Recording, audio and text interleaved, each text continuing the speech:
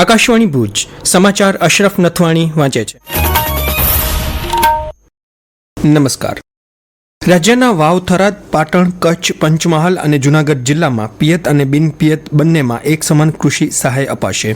રાજ્યના કૃષિમંત્રી જીતુ વાઘાણીએ જણાવ્યું છે કે પિયત અને બિનપિયત બંને પાકોમાં ખેડૂતોને 22,000 રૂપિયાની સહાય ચૂકવવામાં આવશે। આ 5 જિલ્લાના અસરગ્રસ્ત ખેડૂતો માટે આજથી કૃષિ રાહત પેકેજ પોર્ટલ ખુલ્લું મુકાયું છે। ખેડૂતો પોતાના ગામના VCE VLEના માધ્યમથી આગામી 15 દિવસ સુધી સહાય માટે પોર્ટલ પર અરજી કરી શકશે। દરમિયાન વાવ, થરાદ અને પાટણ જિલ્લામાં ભારે વરસાદમાં પાણી ભરાયેલા હોવાથી તેમજ રવિ ઋતુમાં વાવેતર થઈ શકે તેમ ન હોવાથી તેવા ખેડૂતોને રાજ્ય સરકાર દ્વારા ખાસ કિસ્સામાં 20,000 રૂપિયા પ્રતિ હેક્ટર લેખે 2 હેક્ટરની મર્યાદામાં સહાય આપવાનો પણ નિર્ણય કરવામાં આવ્યો છે।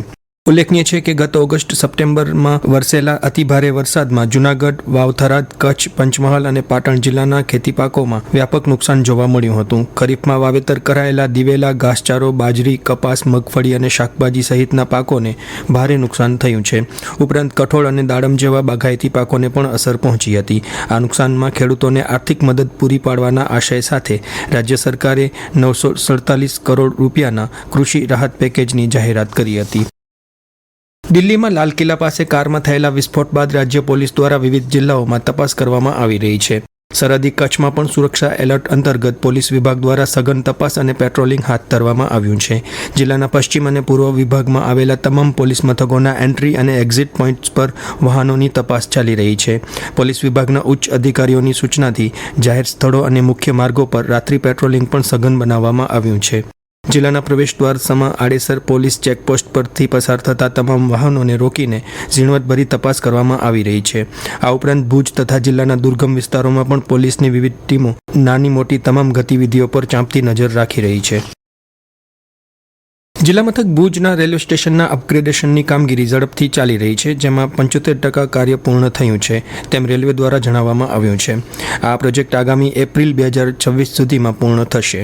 સાથે જ સ્ટેશન યાર્ડમાં 2 નવી પીટલાઇન બનાવવામાં આવી રહી છે। નવી પીટલાઇન બનવાથી કોચિંગ ઓપરેશનોની ક્ષમતામાં વધારો થશે, જેનાથી રેક જાળવણી અને વધુ ટ્રેનોનું સંચાલન શક્ય બનશે। ઉલ્લેખનીય છે કે અમૃત ભારત સ્ટેશન યોજના હેઠળ ચાલી રહેલા આ નવા ભુજ રેલવે સ્ટેશનના અપગ્રેડેશનના પ્રોજેક્ટનો મંજૂર ખર્ચ આશરે 200 કરોડ છે। આગામી 40 થી 50 વર્ષો સુધીની કચ્છની મુસાફરીની જરૂરિયાતોને ધ્યાનમાં રાખીને સ્ટેશનનો પુનઃ વિકાસ કરવામાં આવી રહ્યો છે।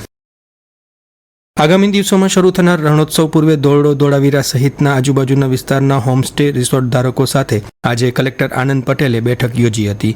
જિલ્લા કલેક્ટરે તમામ હોમસ્ટે રિસોર્ટ ધારકોને પ્લાસ્ટિક પ્રતિબંધિત વિસ્તારમાં પ્લાસ્ટિકનો ઉપયોગ ન કરવા અનુરોધ કર્યો હતો।